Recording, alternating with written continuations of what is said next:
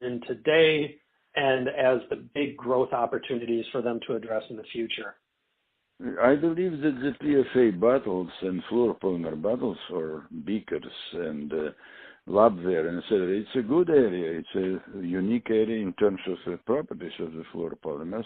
But as I told, the resin becomes more and more expensive, and it will be harder and harder to persuade customers to pay more. They have to come up with a unique combination of the cost reduction of the raw materials. It should be developed a program to introduce some PFA-based blends and alloys to reduce the cost. It's, to my understanding, in the environment when the unavoidable the cost of fluoropolymers will grow because it's a very shortage, and it takes a long time to build a new plant which will polymerize fluoropolymers and bring it to the market. So this drives a very high cost, and they will have problems in terms of the gross margin, in terms of revenues to pass it more and more customers for different applications. So in the area of future growth, they need to spend a lot of time in R&D to develop new blends and alloys and to develop lower cost materials to be ahead of the pack. And they have to do it and start to work on it immediately because it comes and it will be a very hard burden to overcome. Okay? So this is one for the future. The secondly, they need to expand their application. Besides bottles, there is a lot of other things. The filtration systems and purification systems for chemicals is based on the very high properties of PFA, which has a very small leakage of metal ions out of the body of the material, which are very pure and can be cleaned and reused many times. So this is a lot of advantage of PFA in particular and other fluoropolymers for chemical and pharmaceutical industry and medical. It's very attractive materials.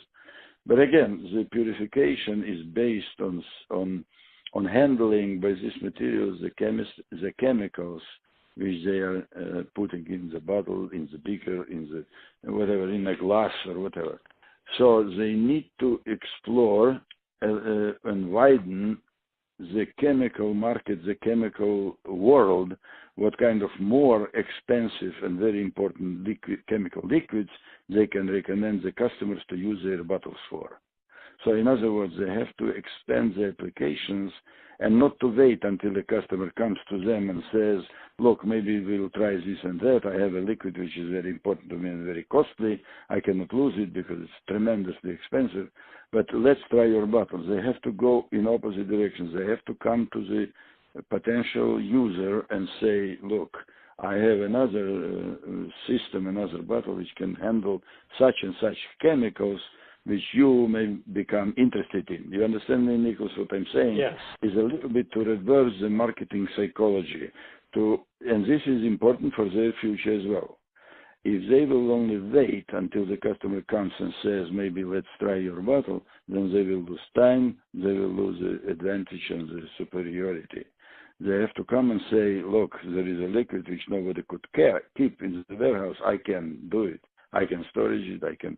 Then the customer who is making chemicals, who is here, will widen their portfolio of chemicals they are handling, and then Sodalex will get great advantage of it.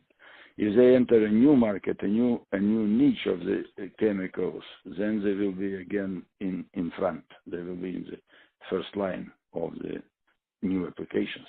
Okay? Okay.